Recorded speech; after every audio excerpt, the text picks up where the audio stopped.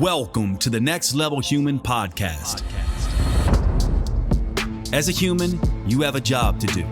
In fact, you have 4 jobs: to earn and manage money, to attain and maintain health and fitness, to build and sustain personal relationships, to find meaning and make a difference. None of these jobs are taught in school, and that is what this podcast is designed to do: to educate us all on living our most fulfilled lives through the mastery of these 4 jobs. I'm your host, Dr. Jade Teta, and I believe we are here living this life for 3 reasons, and 3 reasons only: to learn, to teach, and to love.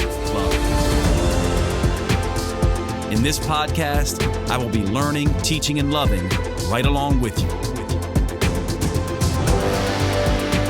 I'm grateful to have your company.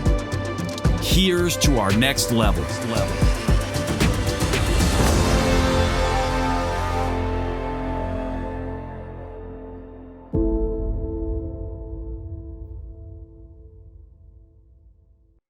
Welcome to the Next Level Human Show, everybody. My name is Dr. Jade Teta. I am your host of the show. Today, we're going to be covering the topic of victims. And there's an awful lot with this concept. And right off the bat, I will say, let's always try not to be triggered. This concept triggers a lot of people. And we talk a lot about this idea of base level human tendencies, culture level human tendencies, and next level human tendencies. And the culture level human tendency is the one that we should be aware of in ourselves with this podcast, because the culture level tendency comes out very hard in this concept when we start talking about victim. We have teams. We like these teams. We defend these teams. They become part of our identity. And certainly in the United States, where I am, the political teams of Republican, Democrat, left, liberal, right, conservative have very strong views about victim.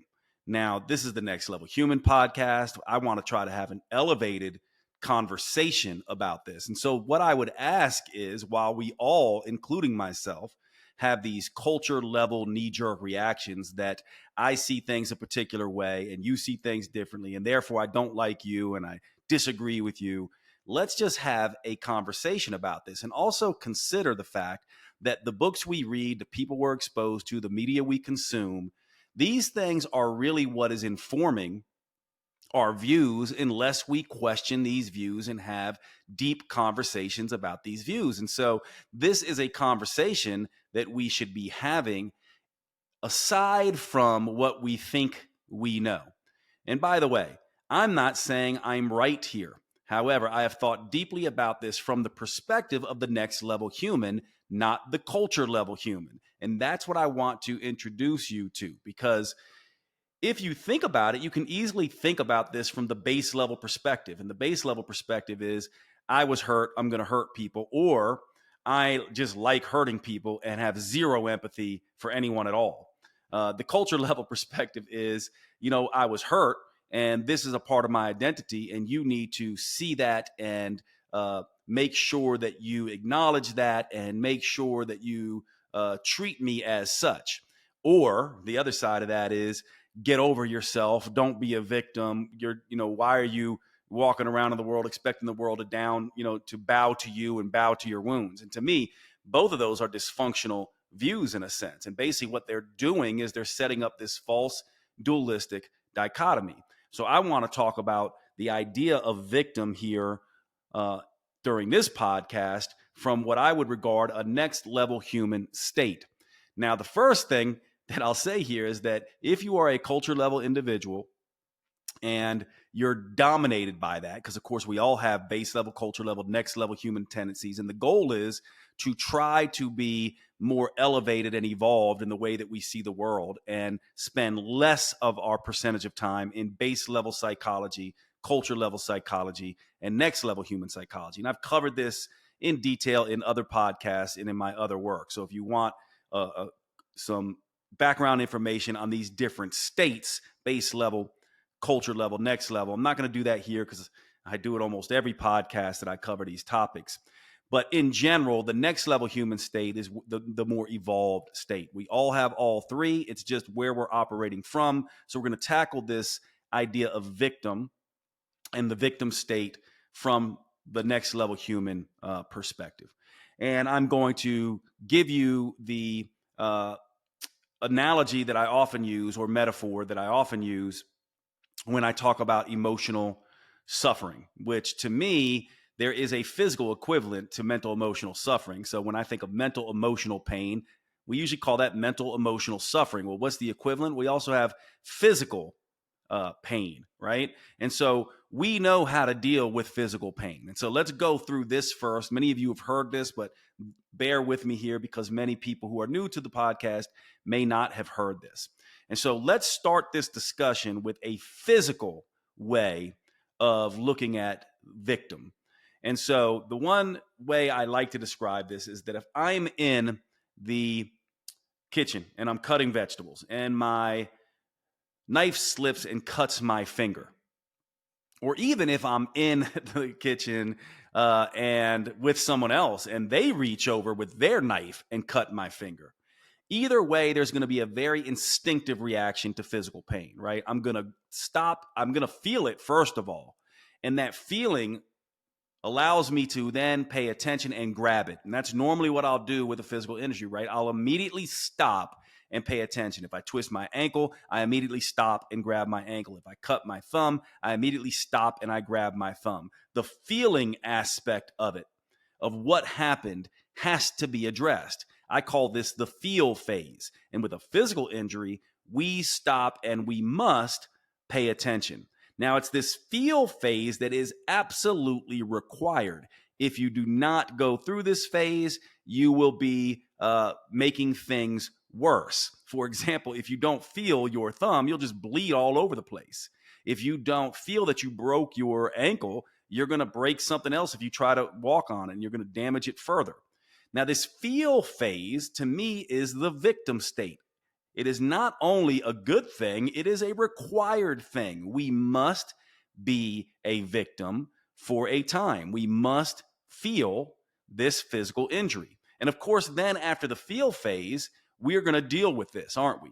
We're going to inspect it, see how deep it is, clean it, all of that kind of stuff. Even if someone else in the kitchen reached over and they're the one who cut us, we're still going to have to go through this feel and this deal phase, right? We're still going to have to do this. And by the way, if we instead start yelling and screaming at them, shoving our thumb in their face, saying, ow, ow, ow, you need to fix this, or we whimper and whine and don't do anything about it, then what's going to happen? We're doing further damage to ourselves, because we all know life, and this person who was the one who reached over and cut our finger may not care. They may not be capable of helping us. They may not want to help us. In other words, in the end, as much as we hate it, we are responsible for this wound. And the more we blame, complain, whimper, whine, shove our thumb in someone else's face, or sit there and stare at it, the longer we stay in those phases of feel and deal, the worse off we can be, the more damage we do to ourselves unknowingly, and the greater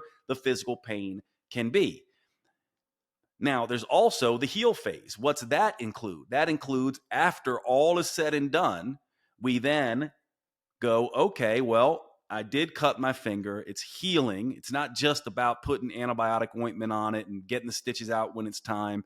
It's also about being more careful around knives, or being careful around and avoiding people that have the same personality types and other things that the person who cut our finger with. There's a lesson learned, whether we cut it ourselves and we need to learn better cutting skills or be more careful around knives and not have conversations, or whether we need to learn to avoid certain people who are certain ways.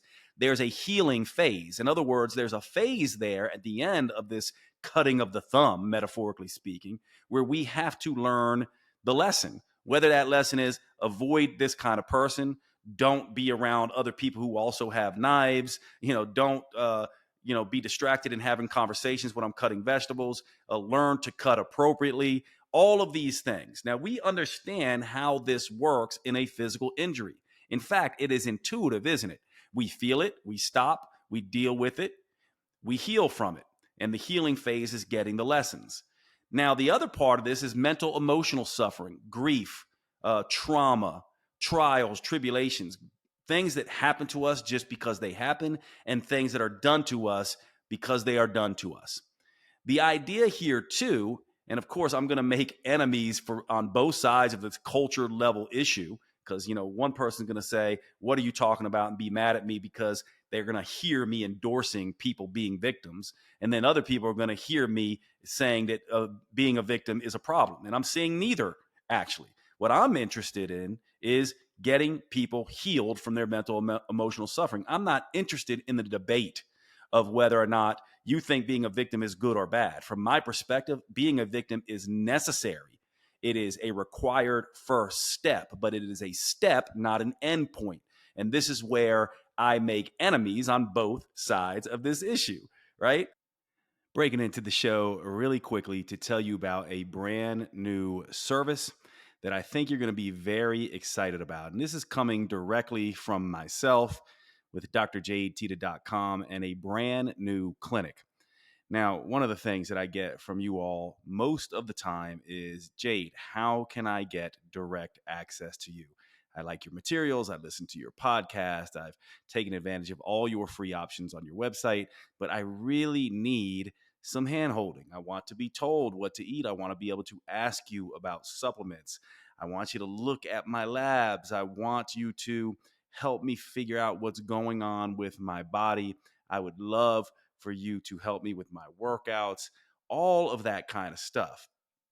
Basically, how do I become a patient or client of yours? And it's been a very long time since I have done work in this way because I've been busy with other ventures. And recently in my businesses, things have switched around pretty dramatically, opening up the space for me to begin to take clinic clients once more. And I'm doing it in a very unique way.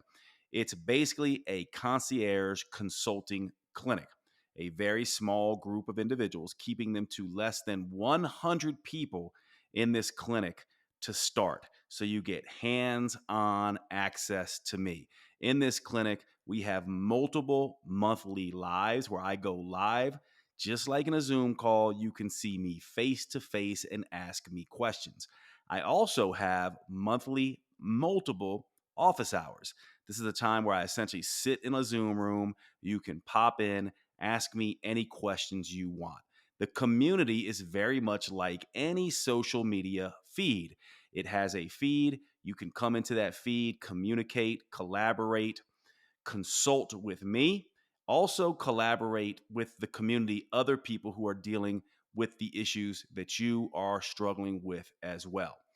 Who is in this clinic and what does this clinic specialize in? Well, it specializes in functional medicine, metabolic optimization, and weight loss in particular. So, all those questions you have about hormones and how they're impacting your health and your fitness and how to lose weight, all of that stuff is tackled in the clinic. We currently have spaces limited for new members to the clinic. If you would like to see me as a concierge clinic consultant, you can now do so. All you have to do is go to drjade.com/clinic. That's drjade.com/clinic. And you can get access to me now in the clinic. And the final thing I'll say here is that for those of you who need one-on-one help, this clinic allows you to get that from me and to schedule an appointment directly with me. I only see patients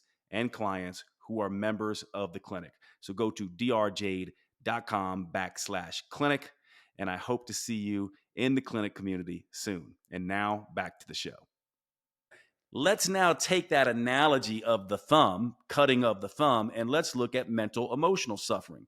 We also have to feel, deal, and heal with mental emotional suffering.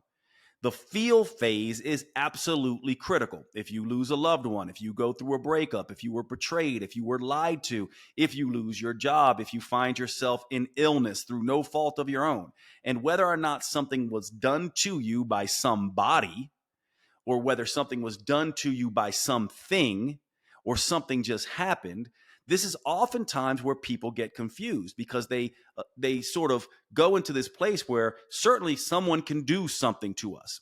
They can perpetrate violence on us, physical abuse, mental, emotional abuse, sexual abuse. Someone can do that to us. Certainly, we can be out in the woods and be attacked by a bear. Now, think about what happens there. We get attacked by a bear. Are we going to attach the same kind of vitriol and premeditation to a bear? Of course not, because a bear is not conscious in the way we humans are. So, of course, we are going to put extra emphasis on a human doing something to us versus something happening in nature. And of course, you could be, walking down the street, trip over something inert, fall and, hit your head and have serious damage. So the idea is we're typically not going to blame the curb or the bear, but we do tend to blame other humans, and perhaps rightly so for a time. But what we have to understand is that no matter what happens, it's up to us in the end to deal with this, because there aren't always good people around who are going to say, I'm sorry, let me help you. That is the feel phase. The feel phase is this idea that we have to feel what we are feeling. We have to go through the grieving process. We have to go through the confusion. We have to go through the identity change and challenges that occur as a result of being mentally and emotionally injured. And also, we have to not only allow ourselves to take our time with this, but we have to allow others as well. We'll get to here in just a minute, because how do we know when it's time to leave the victim state? Which we must, from my perspective, if we are ever truly going to heal and integrate and grow past wounds. But how do we know? It's certainly not when someone says it's time for you to stop being a victim.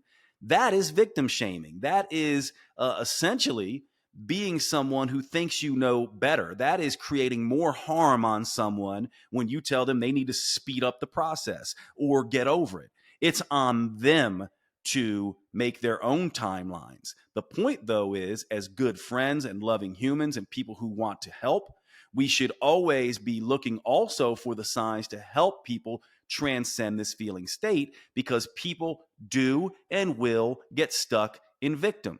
And this is not victim shaming at all. It's just that it is very easy to get stuck there. In the same way, if you've had a really bad physical injury, a back injury, an ankle injury, or something like that, that if you're not careful and you don't rehab that correctly, that can become a lifelong problem for you.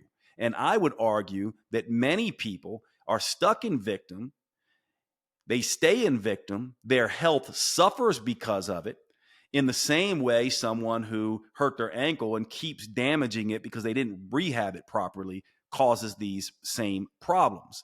To me, it's very similar. So how do we know when it's time to move from the feel phase into the deal phase as individuals and when we're watching our friends? At some point, if we are going to deal and heal with emotional traumas in the same way we deal and heal with physical injuries, we have to leave the victim mindset behind.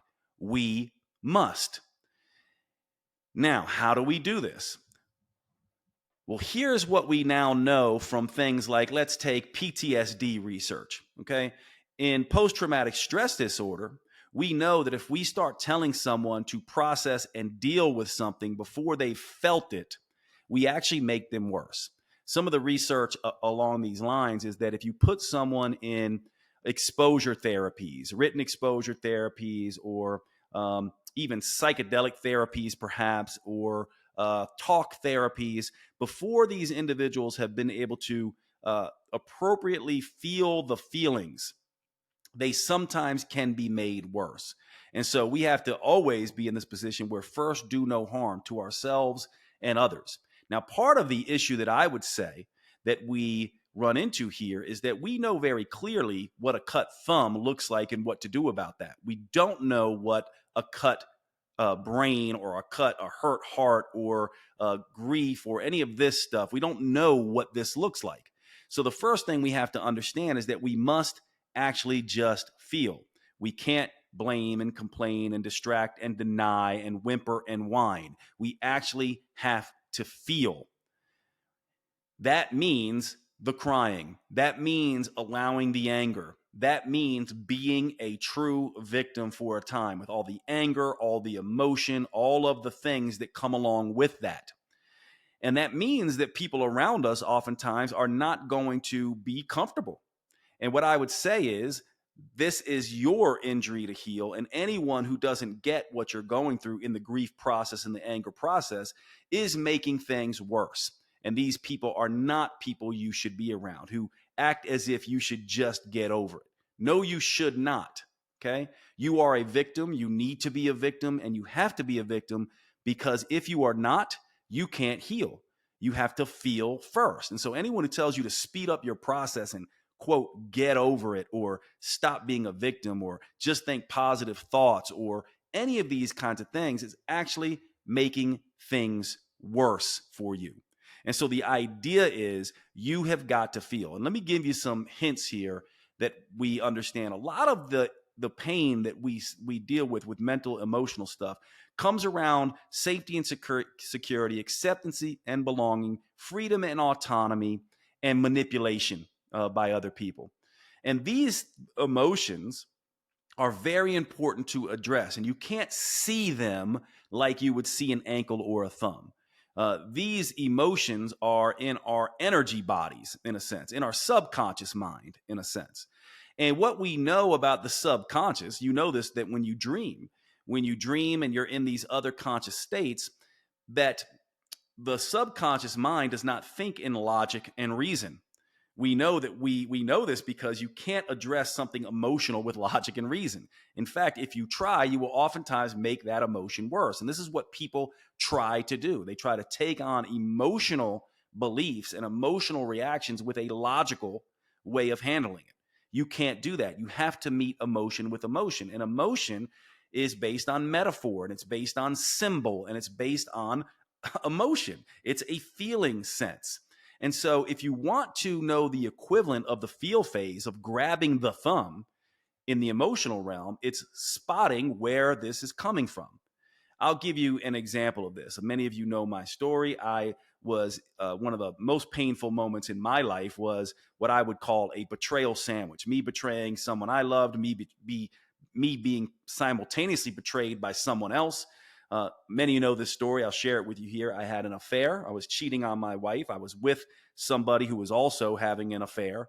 And then I discovered this person with a third person. And then in the most cowardly, shameful of ways, I didn't wake up to what I was doing to my wife until I was actually having the same thing perpetrated on me. An absolutely miserable thing to see about yourself. And one of the biggest issues was I betrayed my wife. I was betrayed by my lover. Most importantly, I betrayed myself, and it made me sick to my stomach. It was one of these things where I did not like who I was. I woke up, looked in the mirror, and was like, I can't stand who I am. Not just what I did. It wasn't like I did something bad. It was like, I am bad. I'm damaged goods. And I had a very particular feeling stuck. And it was a feeling that I had when I was young, dealing with wounds around, my mother wound, which my mother was an incredibly loving mother, but also an emotionally troubled mom in my younger years because of her childhood.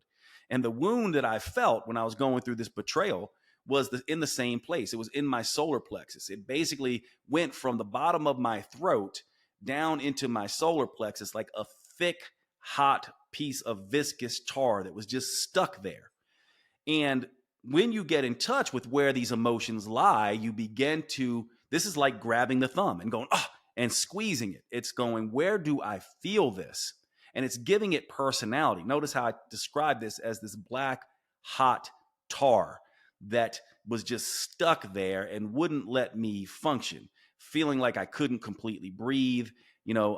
This very heavy, gnawing, nauseous feeling that it, just felt so weighed down in the chest. This is the first stage. So not just that you're crying and grieving, but also that you're paying very close attention to where this emotional energy is centered in the body. And you're usually going to have it centered in the energy centers, what the Ayurvedic culture, the Indian culture would call the chakras. And each of these chakras actually have a bundle of nervous plexus around them. Even in the heart now, we know it has its own nervous system. But this usually happens, these feelings will usually get stuck in these chakras. I'll go through those really quickly. The bottom chakra, chakra 1, is right down near the genitals, near the perineum. And then the second chakra is sort of right behind and below, slightly below the belly button. The third chakra is the one that I just talked about. It's right sort of in your solar plexus. The fourth is in your heart. The fifth is in your throat. The sixth is sort of right above and behind the eyes. And the seventh is they call the crown chakra. Normally, you're going to feel these things in one of these centers. And you want to get very peculiar, or very interested in, rather, where this energy lies in you, and begin to define it and understand it as a personality. This feeling that I had, I know it well. It had been there with me since a child. It's part of the reason I had the affair in the first place, I came to find. But it wasn't until I really started paying attention to the feeling, in the same way you would grab your ankle and pay attention to it and stop, that I was able to begin to understand. And it had important lessons to teach me. And by the way, it was there long before the affair. And that's why I say this was an old wound that I had never dealt with, that caused repeated patterns, recurrent obstacles, struggles that recurred again and again, stuck emotions throughout my life. And this is how you know when you are in repeated patterns, recurrent obstacles, struggles on repeat, stuck emotions that come up again and again and again in your life. This is how you know that you have a wound that you never actually felt. This is how you know also that you're stuck in victim.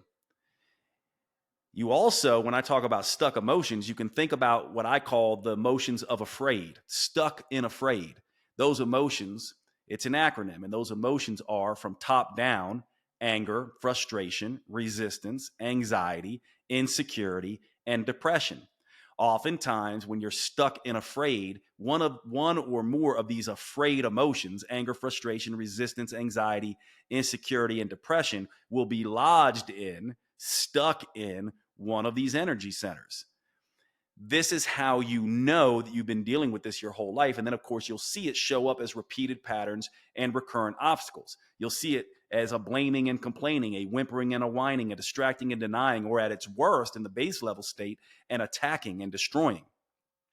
One of the things that happens when we are dealing with pain is we have three major ways to deal with it, and we have to get to the healing phase to deal with it appropriately. The base level human turns into the villain. That is the hurt person who hurts people. The culture level person turns it into a trophy, a badge, a piece of their identity. And they look for team members, and they look for people to, you have to see my pain as special. You must. Otherwise, I can't talk to you, and you're a bad person. You're not on my team. This is what the culture level does. So the culture level stays stuck in victim. The base level stays stuck in villain. What we want to do is we want to move through this feel, deal, and heal process and get to become the victor or the hero.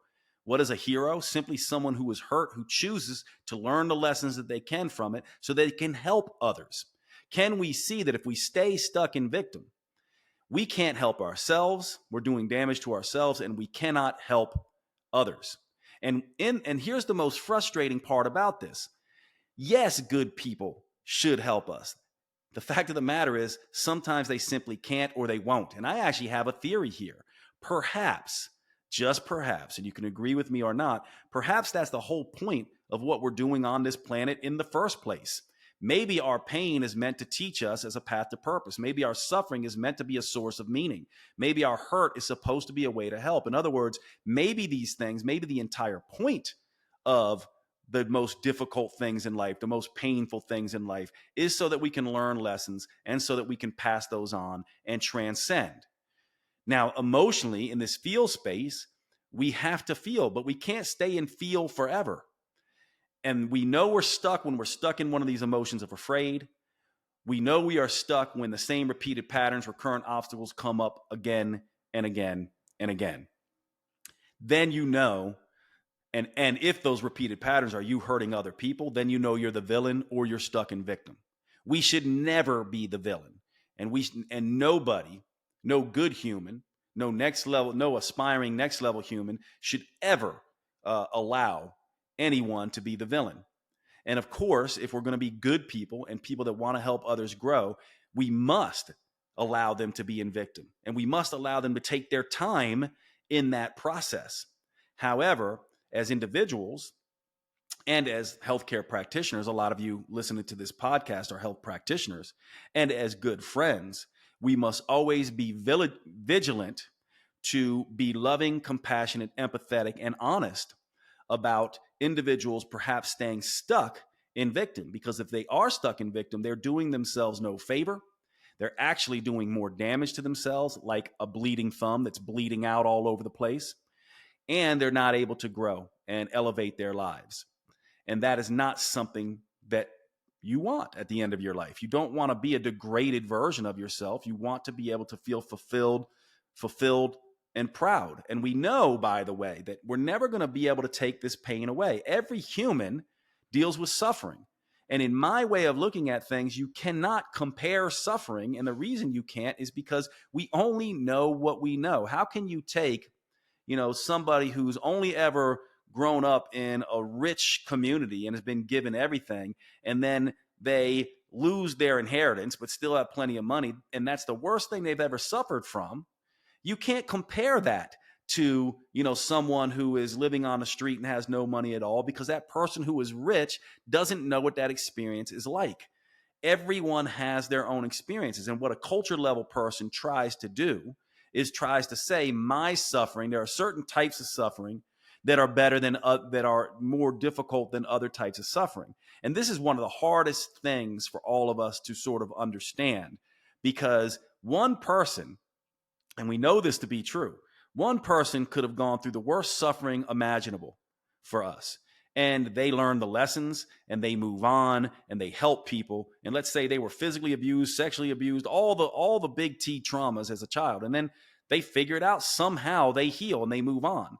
Whereas we have other people who, were broken up with or went through a divorce, and they are degraded and destroyed as if they were the ones who had the capital T traumas, because in their mind, they were the ones that had the capital T trauma. So everyone is different here. And so when we think about this, we cannot compare. All victims need to be victims. All victims need to feel at their level. All victims need to be able to take their time to get out of the victim state. What we're saying here, though, is at some point, being a victim does begin to do more harm than good. That's what we're essentially saying here, being stuck in victim. And how do you know? You know when those emotions of afraid recur again and again and again and again on repeat in your life. You know when you have these recurrent patterns, stuck emotions, repeated obstacles, etc. That's how you know. Breaking into the show real quick, I want to tell you about a brand new service I am offering. And I think this is going to be exciting to you because it is a pay what you can service. And it is specifically for professionals in the health and fitness space. Now, what do I mean by pay what you can? Exactly that. Everyone's a little bit different, especially professionals who are starting their career. We all are at different places. And so, one of the things I wanted to do in the spirit of a true next level human business is allow people to enter into a community with me that gives them business coaching, that allows them to discuss their client cases with other professionals, and also allows all of us together to learn from the research that we are doing. Think of it as a collaborative community of like-minded professionals in the health and fitness space who are learning about business, discussing about business, and collaborating about business, and doing the same thing as it regards to new research in our fields, and also in being able to help each other with client cases. This is a pay what you can service, which means for many people, they'll choose to pay nothing at all. They'll maybe choose to pay a little bit more so others can benefit. And there'll be all types of people in between. And as part of this community, you can come right in and begin to join in the discussion with us. And every month or so, I will send out a reminder that essentially says, hey, pay what you can in this service. Everyone is welcome. For many people, they will choose not to pay anything at all, and I will appreciate anyone who's able to pay more at this time to facilitate the entry of people who can't. That service is found at drjade.com/professionals. drjade.com/professionals is where you can find this new community. The community looks just like any social media feed, but it is contained within the jadeteta.com website. And we talk business, we talk client cases, and we talk research. And this is a place I want to build as a community, a safe place to come and learn and collaborate with your other healthcare professionals. drjade.com/professionals, drjade.com/professionals to join. I hope to see you there, and let's get back to the show. Once you get through that feel phase, and by the way, there's a technique called written exposure therapy that I use in all my live events that allows, and it's very well evidence-based, it's used on things as difficult as PTSD. Once you get through the feel phase, written exposure therapy begins to help you address the deal phase. Written exposure therapy, meditative therapies, these kinds of things begin to help you bandage things up. And what happens when something happens to us from a mental, emotional perspective, what happens is we write stories. We have a feeling and we write a story. This makes sense from the physical way of dealing with things, right? We cut our finger, we feel it, and then we have a story, and the story is knives are sharp, and that story actually is beneficial for us. The problem, though, with the mental emotional suffering is sometimes we write a story that's not completely accurate, like all women are bad and emotionally volatile, or all men are bad and violent, or we start to create these abstractions, political abstractions, gender abstractions, national abstractions. We begin to paint all people who potentially wounded us as a particular way. Black people are bad, white people are bad, women are bad, men are bad. The LGBT community is trying to destroy all of us. This is what culture level people do.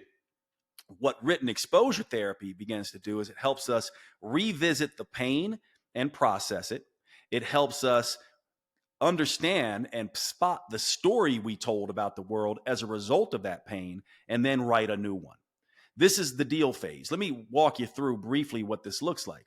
So you would have this feel phase where you would have to feel. And we cannot rush this. No matter what, some of the more conservative minded of you might think, people must be victims. They must be able to have their victim, and it's required that they stay there for as long as they require. What the research shows, though, after about 2 to 4 weeks of being in deep feeling, the crying, the feeling of being lost, the feeling of rejection, the feeling that the world is just bad, the feeling that all your loved ones no longer support you, all these feelings, all these stories. And you see this, right? You see this all the time where people just start going, everyone's bad. And anyone who believes different than me is a bad human. And I'm tired of, these people. You see this with base level humans and culture level humans. Whereas next level tendencies go, I'm going to learn from this. And so I'm going to move out of this feeling state and I'm going to begin to deal with the injury. And this can be done through written exposure therapy. And if you want to try this, the way it's done in the research is essentially 5 treatments, each treatment essentially the same with 3 parts. Part 1 is you feel the emotion and you basically relive the event. That's why they call it exposure therapy. So you write with pen and paper the event. Now, what most people will do is they'll write all the stuff leading up to the event, skip over the feelings, just touch on the event, and then move on. But written exposure therapy is much better when you do what I say. You talk about what happened, and instead of all the details logically, you get into the feeling sense. Where was this feeling? Where did I feel it in my body? What personality did it have? What texture did it have? What does this feeling still feel like in my body? So you write for about 10 minutes the feeling state, what happened and how it felt. Then you write for 5 minutes on the story you told yourself about the world. Now, this can be hard at times, but you essentially say, here's what I decided this meant. My family sucks. Men are out to get you, right? whatever the story it is, but it's usually going to be a story about society or individuals, right?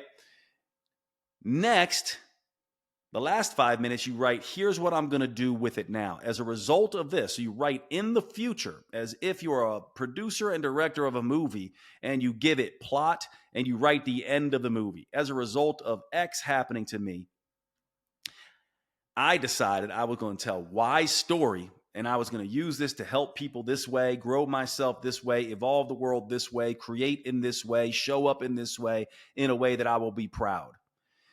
And that's the process of written exposure therapy. I like it because it's got an acronym WET. It's kind of like rinsing off your injuries. So after you feel for 2 to 4 weeks, but by the way, this could be much longer than that. Like I said, you never rush this process in someone. They can begin doing written exposure therapy. And the first session of written exposure therapy is done with 10 minutes, at least is the way I do it, 10 minutes exploring the wound and the emotion, 5 minutes exploring the story you told, 5 minutes on the new story. What you can do is rank the intensity of the feeling before and after you do this exposure therapy.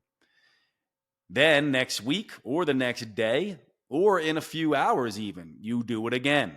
And now you do the same thing. 10 minutes of the feeling, 5 minutes of the story, 5 minutes of the new story, the hero story. And now you begin to adjust things. Now you start to say, okay, now I'm going to go 5 the third time you do it, right? Because now we're on written exposure therapy session 3. Now you start to decrease the feeling activity and start to increase the hero state. So now you start to go, I'm going to go, 10 minutes on the healing state, let's say, 2 minutes on the story that I wrote, and 7 minutes or 8 minutes on the hero journey. And then in phase 4, the fourth time you do this, it's 5 minutes on the feeling state, right? 2 minutes on the story that you wrote. And now we've got 13 minutes on the hero state. And then the final number 5 session of written exposure therapy is 2 minutes in the feeling state, 2 minutes in the story that you wrote, and then 17 minutes, almost the whole entire time on the new story you're going to write. And this has been shown to be able to process and move this and give your pain purpose. You're actually literally setting your brain up to essentially say, I'm going to use this pain this way. And this is the deal phase of getting out of this. So the feel phase is the victim phase. It's absolutely critical. To move out of the victim state, you begin to do the deal phase. This is where you're essentially bandaging and stitching up the wound. The heal phase now is actually going out and living the story, the hero story, going out and helping people. If you want to know a shortcut to this, you simply look for people who have dealt with the same pain you're dealing with or dealt with or was perpetrated on you, and you look to solve their pain. And in a roundabout way, not only you give your pain purpose, you heal it essentially completely. You realize that all of us, the villain, the victim, and the victor, everyone is carrying pain. No one gets to take the pain off. No one ever gets to put the pain down and walk away from it. It's going to stay with you forever. So you're carrying this backpack of pain. Imagine this backpack filled with bricks. And the villain takes their backpack full of painful bricks and throws them at people and uses them to bash other people's heads and smash other people's toes. The victim uses their bricks to show them to people and say, look how injured I am. And, look what happened to me. Or just stares at them and blames and complains and whimpers and whines. They use their bricks as a reminder of how bad this thing was and how mean people are and how uncompassionate people are and how people don't have empathy and all those kinds of things. Whereas the victor goes, I have these bricks. I'm never going to get rid of them, but I can use them, take them out and use them as building blocks to help other people. This is the final sort of way to do this. Now, I want to cover a couple other things here because I have a real pet peeve around some of the some of the positive, what I would call toxic positivity around this state that people do. For example, I covered one of them. Let's just go through sort of the big five that really bother me, that we'll call sort of errors. Error number one is people telling you you're not a victim and just to get over it. That it's a mindset, it's a victim mindset, and you're wrong for feeling like a victim. This is so wrong. This is victim shaming. This is, you can't do anything worse to somebody who is suffering than to have this mindset.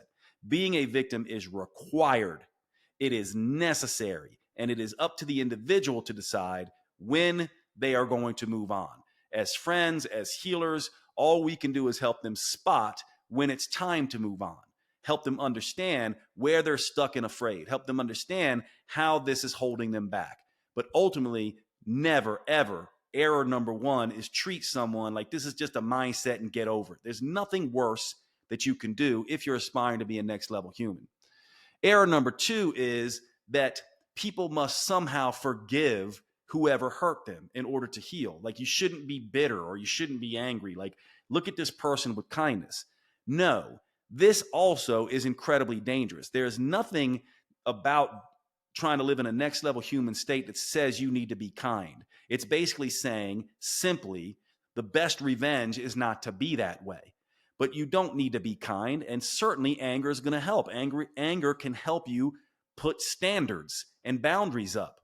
When you're stuck in anger, by the way, that means you haven't yet put those boundaries and standards up. So can we see that some of these emotions of afraid, anger, frustration, resistance, anxiety, insecurity, and depression, some of them are pointing to us what we need to do. For example, depression is an inability to trust and find hope, right?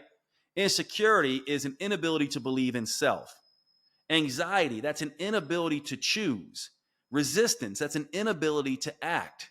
Frustration, it's an inability to complete something. Anger, it's an inability to move on or to provide a solution. And so getting to anger and then creating standards and boundaries, this is what is required. It's actually required to be angry at someone. It's required to say, this is not okay. To say it's all on me, things happen. No, this is not what it's about. But you have to go through the feel, the deal, the heal phase to get to this place where you can actually have the standards and boundaries. So never tell somebody that they should forgive or they have to forgive their perpetrators. No, they do not. However, if they're going to be the victor, they will adopt this mindset that the best revenge is not to be that way. If I become what I hate, I have failed to heal. Error number three is that abusers and people who have done wrong to people just need love, and they need more love and understanding, and they need hugs, and you should, feel bad for them. And again, to me, I go, no, that is not up to someone who's been hurt by someone to find compassion there. If they choose that path, that's wonderful. But to assume that they should, or that even that's beneficial, is wrong. That's kind of like saying, well, this person, did this atrocious thing and, they've had a rough time. Don't put them in jail. That's a ridiculous way to treat somebody. Error number four is, again, we're all interconnected, so we have to help each other. You have to help you have to help people who were hurt. Like I told you, like one shortcut is to find other people who were hurt this way and help them. That has to be done. And no, it doesn't. Every person who goes through this feel, heal, and deal phase will do things in a different way. They don't have to go out in the world if they don't want to. They don't have to create something if they don't want to. These are just good approaches to complete the healing process. But they can do this in their own unique ways. We should never tell someone, oh, you need to go create something now for other people, or, oh, you need to go and do X, Y, Z. No, they don't. They have to find their own way to contribute in the way that they can. This could be as simple as, adopting, a dog, or growing a garden, or contributing in some way that makes sense to them. It does not have to be that now they have to use all their energy to go help someone else. And the final error is that this idea that everything is a mirror, right? So you got what was coming, right? Like this idea that you created this, and this idea to me goes into a lot of things. I've heard people say, well, you were a soul at one point and you chose to have this challenge. From my perspective, sure. You know what? If you want to believe that, fine, but that's up to you. To put that on someone else is to potentially damage them further and stifle their healing by giving them a narrative that may not be true for them. What we have to understand is that if a narrative works for us, then great. But we should not be putting these narratives on other people. We should always allow people to feel, heal, and deal in the way that makes sense for them. In my opinion, they absolutely, if they don't go through the feel phase and get over being the victim and go through the heal phase and rewrite the stories they created out of that trauma, and don't go through the heal phase and find some way to transcend and contribute with it to make sense of it, they're never going to heal, and it's going to degrade them. And in my personal opinion, it's going to hurt their health. It's going to damage them in some deep way. However, it is not up to us to define for them the stories they need to adopt. They don't need to, get over it. They don't need to forgive their abusers. They don't need to, be in this place where they gotta love and light and send love. They don't need to, be in a position where they have to help in a particular way. They get to do this according to their needs. The only thing that I would say cannot be allowed is when hurt people and become the villain. And when victims who stay stuck in victim begin to use their victimhood to hurt other people and to set up teams and to degrade and deny and become the thing they hate, just in an opposite way, right? In a way, think about it this way. This is what a lot of victims sometimes do. And when I'm using the term victim here, I'm using someone stuck in victim long after they shouldn't be, and it's starting to damage their health. So let's say you're an African American who was had a lot of racism perpetrated on you, okay? And as a result of that, you decide, I'm going to now hate white people and do everything I can to destroy, degrade, deny, treat white people the way that I was treated. That is becoming the thing you hate. This is, by the way, I'm doing this podcast right now during a time where the Israeli-Palestinian conflict has blown up again. This is how these things happen. I've been hurt. I've been oppressed. I've been killed. So I'm going to kill you and hurt you and oppress you. And these cycles of violence over and over again are perpetuated by the culture level team-based dynamics. We have in both individual psychology and in political psychology, we have evidence that this does not work. You can look at the research of Chenoweth, Robin Chenoweth, I believe is her name, who's done the research on geopolitical movements and does violence against violence work. She actually shows it doesn't, that actually nonviolent movements always work better. And it's the same way on an individual level. And so this idea of being a victim is a critical one. It's a very polarizing one, and it's a very misunderstood one. And so I wanted to do this podcast on the next level human view of how to become the hero or the victor, how to use your healing from trauma and be a next level human, aspiring to that state. In order to do that, you can't get stuck in villain, you can't get stuck in victim, but every person who's been injured must. It's a requirement to be a victim. To pretend otherwise is to be a completely uncompassionate, non-empathetic, unaware human in my mind. That being said, every victim, if they want to heal, if they want to move past their pain, and if they want to avoid the sickness that can come along with being stuck in afraid and having these repeated patterns and recurrent obstacles, they must at some point make a choice to move out of the feel phase and into the deal and heal phase. That's all I have for you for this particular podcast. I hope you followed that discussion. I hope it was useful for you. I don't know whether you'll agree or not. That's not the point here. But I do think it's a discussion that goes past the current discussions that we have in this realm. And from my perspective, the next level human way of being, when you're starting to operate that way, is uninterested in debates that the culture level humans want to get in. This to me is a whole different way to look at it. It's simply, is the way I'm being growing myself or keeping me stuck? Is it enriching people or degrading people? Is it evolving the world or devolving the world? And from my perspective, when you become the villain or stay stuck in victim forever, you are not growing yourself, you are degrading others, and you're devolving the world. And that's not what humans want. We want to matter. We want to make a difference. At the end of our days, we want to feel proud and fulfilled about how we handled our lives and how we contributed to others. That's what I believe. Thank you so much for hanging out on the show today.